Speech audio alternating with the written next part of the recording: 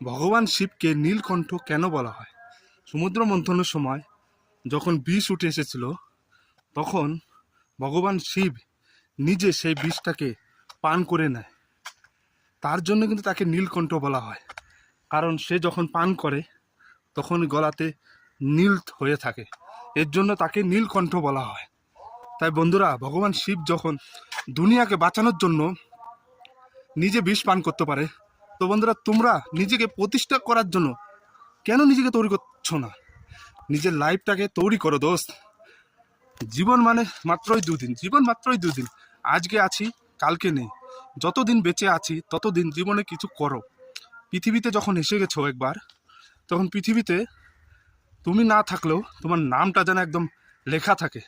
তো দোস্ত, আমার কথা এটাই, তোমরা জীবনে কিছু করো, লক্ষ্য স্থির করো, স্বপ্ন দেখো। ওকে বন্ধুরা, সেই স্বপ্নে পৌঁছে